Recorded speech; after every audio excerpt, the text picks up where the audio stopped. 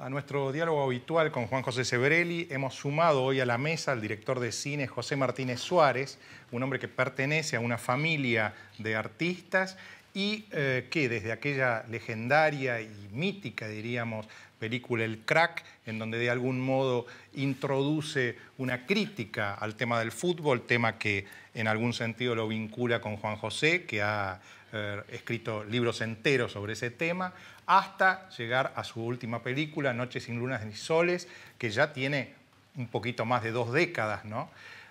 Y su última actividad como presidente del Festival de Mar del Plata, ha desarrollado a lo largo de toda su vida una fuerte vinculación con el cine internacional y con el cine argentino en particular. Sobre todo esto vamos a charlar enseguida. Juan José va a hacer una introducción a la filmografía de Martínez Suárez y después vamos al diálogo general en el programa. Ya volvemos.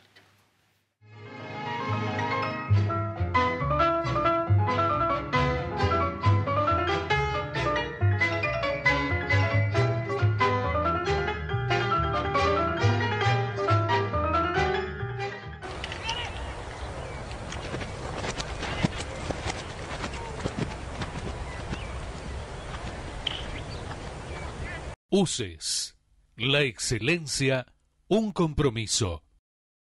www.uces.edu.ar.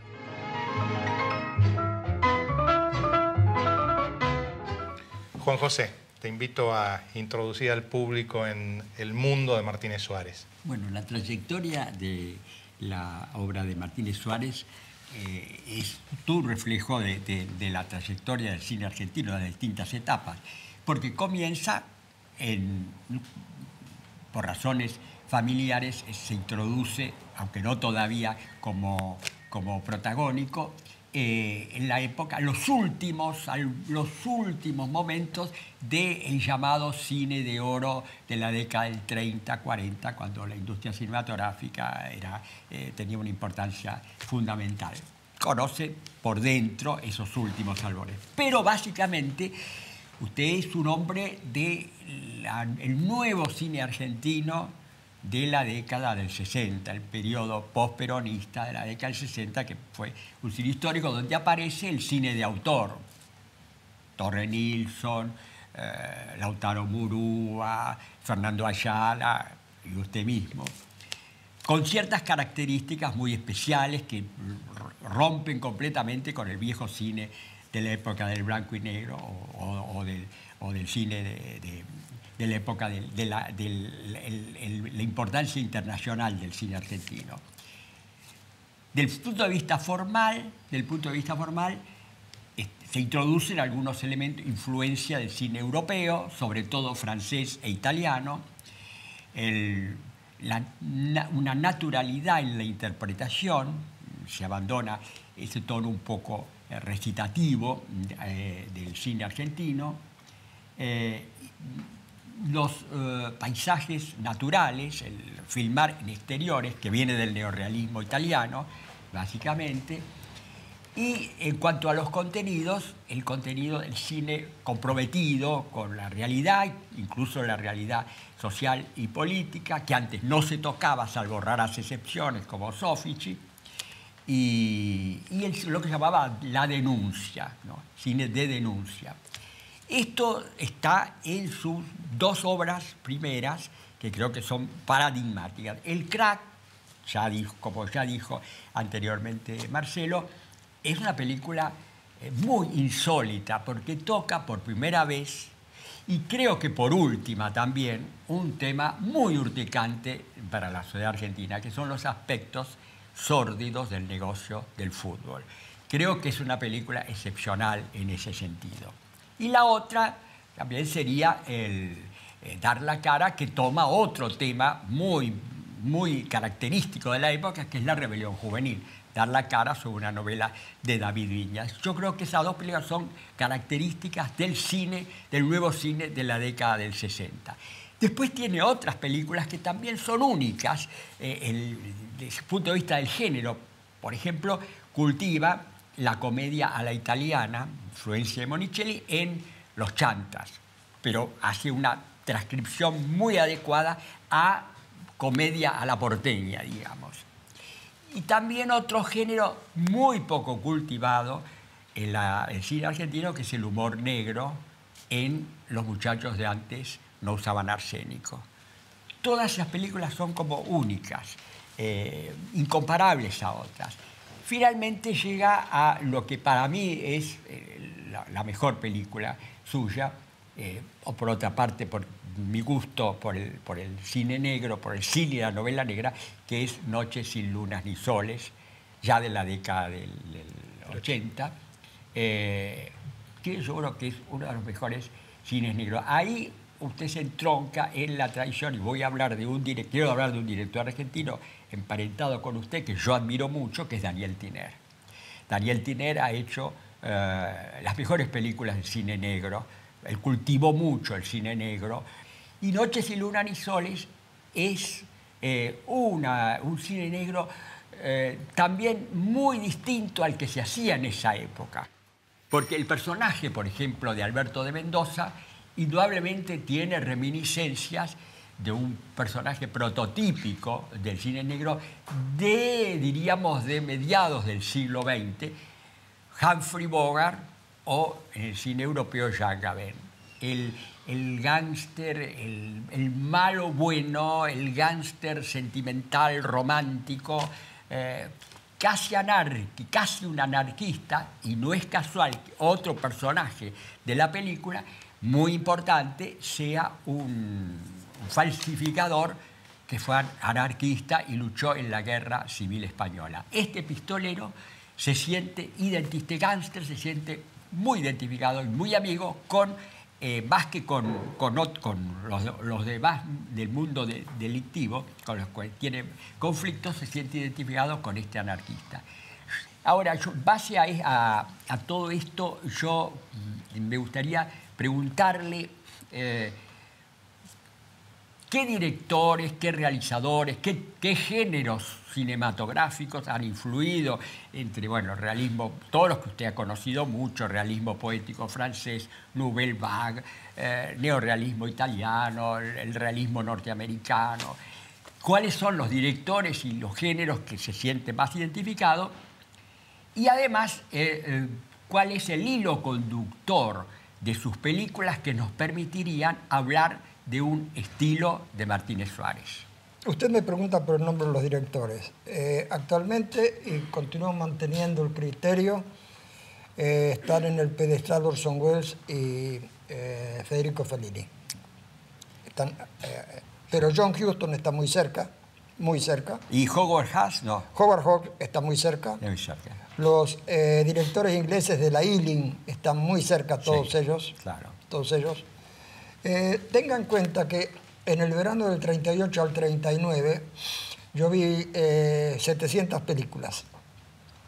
Vivía en Rosario, se cambiaba el programa todos los días en los cines de barrio, se pasaban 4 películas a la tarde y 3 a la noche. Buenos Aires está bien. Era la época que uno podía ver 100 películas en una semana. La gente cree que se pasaban 3 películas en la tarde, en vez eran 4.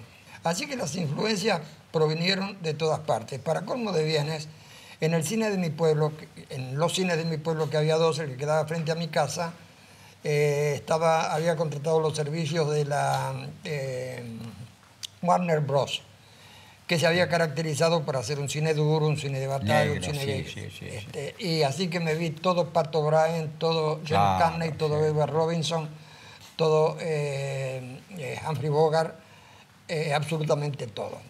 Sábados y domingos veía las películas 2 veces, más las lecturas. Eso significa que también el cine negro me llegó con toda contundencia por una actitud incluso política, porque encontraba ese código de respeto, de vivencias, de actitudes en el delincuente superiores al que tenían los que representaban a la justicia. Claro. Y que lo transmitían en las mismas películas. Y Lautaro Murúa lo dice en un momento en Noches sin lunas ni soles. Es un chorro con códigos, dice, con referencia a Cairo. Sí, incluso no solo en cuanto a la forma, a la conducta moral, podríamos decir, sino hasta en el aspecto. Llama la atención en esa película que los chorros andaban todos de traje. hoy en día uno no lo imagina eso, ¿no? Pero yo creo que usted lo hizo pensando un poco en 20 años antes de lo que transcurre de los años 80. Porque el clima, ese clima melancólico, es un clima como de los años 40-50, el cine de los 40-50. Atrévase a decir de los 35, porque cuando de los 35, claro. Cuando Guillermo Battaglia dice "io non saccio niente", cuando le pregunta a Murúa, al periodista, yo repito la frase que sale en el diario Crítica cuando van a ver a los mafiosos, cuya única respuesta que le daban a la policía era "io non saccio niente". Claro. No, incluso el Buenos Aires que aparece ahí, que es un Buenos Aires que también es bastante, a pesar de ser una cosa muy característico del barrio de Buenos Aires, no aparece mucho. El Buenos Aires, el departamento de pasillo largo, esa perspectiva de largo pasillo, que además es muy estético, ¿no? Esa perspectiva larguísima, que era lo que hoy se llama el PH, era muy típico. No aparece en muchas películas. O ese final con esos puentes, esos ferrocarriles abandonados. Eso realmente, y todo eso es un poco el clima del Buenos Aires, pero de un Buenos Aires que no es el de los 80. Dos respuestas. Aunque existía. Dos respuestas. El ferrocarril era el vínculo que nos unía, la vena aorta que nos unía con Buenos Aires. Claro, Rosario. Así que el ferrocarril para un pueblerino era ir a esperar. Cuando usted veía pasar las chicas del Bracete, conocidas en ese momento, iban a la peinaditas, es porque iban a esperar la llegada del tren. Sí. Llegaba el tren, bajaba la gente, se iba y el pueblo volvía a quedar vacío. Y en cuanto a los pasillos largos, yo quería hacer la historia de un hombre encerrado en una ciudad. Un poco a la manera de Borges cuando dice, este es mi laberinto, cuando lo deja el sheik en el desierto. Sí, sí. Un hombre encerrado en una ciudad. Pasillos estrechos. Laberintos. Sí, efectivamente. Pasillos estrechos, oscuros, tenebrosos. Una niña tocando el piano que cada vez que entra ha aprendido un poco más el do, mi, fa, sol, la, sol, fa, mi, re, el canon, dando pauta de avance. Esas circunstancias tenebrosas que ayudaban a que la historia estuviera enmarcada dentro de un ambiente, de un ámbito que era propicio para lo que yo estaba contando. Claro. La melancolía esa también aparece en un guiño personal en la película Noches sin lunas ni sombras, ni soles, porque cuando están casi en el final de la película y él tiene que emprender, digamos, la aventura de ir a esa casa, donde finalmente después va a terminar trágicamente, Luisina Brando le dice que se escapen, y no le dice que se escapen a cualquier lugar, sino que le dice que se escapen al pueblo del cual usted es oriundo. ¿Por qué no nos tomamos ese tren y nos vamos a Villa Cañazo? Claro, claro, ahí es un guiño. Y si ahora mismo nos tomamos un tren y nos vamos a Villa Cañazo, a Junín, y nos quedamos a vivir ahí para siempre. Es que en todas mis películas nombro a tres personajes, Borges, Villa Cañas y Racing. ¿Usted es hincha de Racing? Casualmente. Claro, toda la familia es hincha de Racing, absolutamente. Parece. Yo la hice, yo soy mayor, yo hice a toda la familia. Ahora, un vínculo de lo que vos decías, Juan José, de que hasta cierto punto no se sabe bien si son los años 80 o no, son claramente por los autos que andan en esas películas, etc. Pero con una idea del... Pero hay una pregunta que, dado digamos, el revisionismo que ha habido ahora en el país, que uno se lo preguntaría. Una película hecha en el 83, 84, de algún modo no toca los temas vinculados, porque es el postproceso, es la salida hacia la democracia. Es una película séptica, donde de algún modo la política no aparece en algún sentido, o sí aparece, o por qué no aparece. Estas serían las preguntas. El tema no lo necesitaba. Ya anteriormente los muchachos de antes no usaban arsénico, un personaje dice, no pregunte por esa mujer, desapareció, se fue. Ese gesto no le pertenecía ni al personaje, ni a mí, ni al libro. Esa es la frase de Videla. Efectivamente. Claro. Ya lo había hecho en el momento oportuno. Claro, sí. Juan José mencionó en un momento a Daniel Tiner. ¿No le hubiera gustado, usted trabajó mucho con Daniel Tiner, ¿no le hubiera gustado dirigir a su hermana, a Mirta Legrand? Nunca, no puedo negar haberlo pensado, pero no puedo negar tampoco que en cuanto lo pensé lo dejé de lado. Así que el pensamiento circuló por mi cabeza solo por una neurona. Con Tiner aprendí mucho. No solo aprendí lo que hay que hacer, sino lo que no hay que hacer. hay que tratar muy bien al equipo, hay que tratarlo con rigor y severidad, pero con contención, saber elegir los repartos, el reparto es importantísimo, trabajar mucho el libro, ser absolutamente exagerado en el detalle, hasta el último detalle, cómo tiene abrochado el zapato el personaje, o cómo camina, o cómo se peina, o cuál es el color de la corbata que usa, aunque la película sea en blanco y negro. Yo con Tiner empecé a trabajar de casualidad, no por parentesco.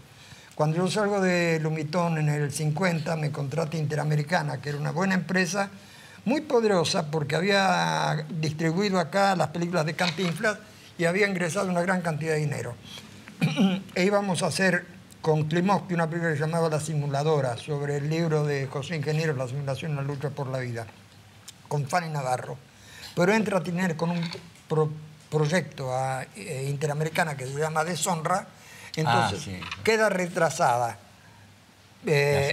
la simuladora, pero queda la actriz Fanny Navarro, que cuando se enteró que le iba a dirigir Tiner, como sabía que Tiner era lento para trabajar, pidió cambiar el contrato en mejores condiciones y la empresa.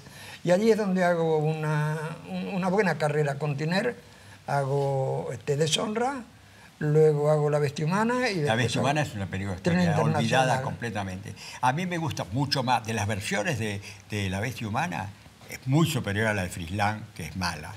La de Frisland es mala. Y la de Jean Renoir, incluso la de Jean Renoir, a pesar de que los diálogos y la interpretación es mejor, pero el clima que logra de las estaciones y todo eso es mejor en la de Tiner. Lo veníamos charlando con Sebrelli hoy en el auto. ¿Cómo vive usted hoy que un personaje mítico como su hermana, Mirta Legrand, esté de algún modo censurado, prohibida, ¿no? Una prohibición muy sutil, diríamos, que nosotros también en algún punto sentimos a veces, porque hay empresas que nos dicen, por Sebrelli sobre todo, porque Sebrelli se lo considera un opositor, y hay empresas que nos dicen, le damos la publicidad, pero por favor no la pongan, le damos la plata, pero no pongan la publicidad, porque no queremos aparecer vinculados al gobierno. Y son formas muy sutiles que hay hoy en día de censura que casi no se ven, son como los crímenes que no se denuncian y que no aparecen en las estadísticas, ¿no? Y entonces, claro, quizá el gobierno pueda decir, no, nadie censura a nadie. Pero ¿cómo lo vive usted esto? Lo vivo con desagrado, a tal extremo que hablé con mi hermana, una conversación muy seria y muy extensa, acerca de si yo debía continuar trabajando en una función que dependía del Estado, cuál es el Festival de Mar del Plata. Porque me parecía que estaba auspiciando indirectamente ese castigo o esa decisión o esa actitud. Y mi hermana me convenció que no. Tuvo la suficiente capacidad como para hacerme ver que una cosa era una cosa y otra cosa era otra cosa. ¿Cómo la vivo? La vivo con desagrado, porque pienso que no puede ser la única, que no debe ser la única, pero que al fin y al cabo forma parte de las reglas de un juego que algún día vamos a mejorar. ¿Lo vamos a mejorar? Yo siempre creo en el futuro, yo soy anarquista. Como el personaje de Noche sin lunas ni soles. A tal extremo que un amigo me dijo, al fin, José, pudiste poner este personaje. Ese personaje es muy interesante. En un momento ese personaje dice, yo le doy, no lo hago por plata, creo que no debería haber fronteras, por eso falsifico pasaportes. Así es. Sí. ¿No? Así es. Y Borges en algún punto también lo era, ¿no? Borges lo era. En el fondo el anarquismo está vinculado a la globalización en algún sentido, porque la globalización es la idea justamente de una especie de eliminación de fronteras. Borges decía que era un anarquista spenceriano, lo cual yo también sigo sus pasos.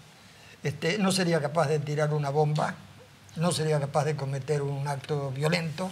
Ni de falsificar un pasaporte. Eso sí. Eso sí. Sin ninguna duda. Claro. Yo creo que en alguna de mis anteriores vidas he sido falsificadora. Me encanta falsificar. Antes de la metempsicosis. Sí, antes de alguna de las tantas, sí, me encanta. Yo agarro un libro destrozado y lo convierto en un libro nuevo, recién salido, más que de la imprenta del anticuario que lo ha cuidado. Ahora, como el anarquismo es algo que evidentemente digamos, no puede haber un gobierno anarquista, dado que algún gobierno tiene que haber. ¿Cómo se siente vinculado a la política del mundo actual? Creo que si alguien tuviera que, por medio de una máquina que no existe, determinar cuál es mi posición política, evidentemente tendería hacia la izquierda. Hace alrededor de 6 meses hice un acto en la Embajada de Irán en procura de la libertad de Jafar Panahi, el director. Pero tuve la previsión y la elegancia de mandarle una nota al señor embajador de la República Islámica de Irán anunciándole que iba a haber un acto, que no iba a haber ni carteles, ni conferencias, ni charlas, ni discursos.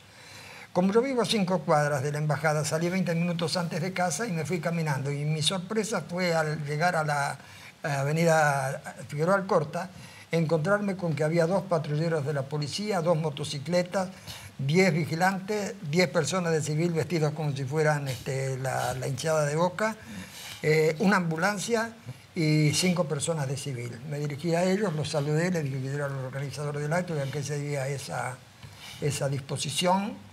Y me dijeron, bueno, estamos hablando de una embajada, señor. Digo, ¿puedo hablar con el comisario? Está adentro conversando con el embajador. Cuando salga le puedo decir que quiero conversar con él. Y cuando salió nos saludamos, le dije que iba a ser una absolutamente pacífica. Y efectivamente así fue. El acto de mayor politización fue cuando vimos que movían las barreras, salía el embajador y le dimos la espalda al embajador. Esa fue nuestra actitud.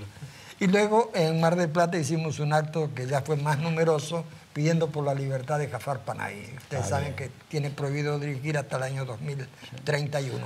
Bueno, pero dentro habría que hacer también una breve historia de la censura en el cine argentino, que arruinó buena parte. Acá hubo censura prácticamente hasta 1983. Hubo censura, disimulada o no.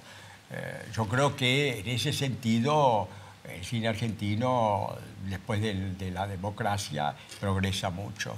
Absolutamente. Eso se lo debemos mucho a José Miguel Couselo.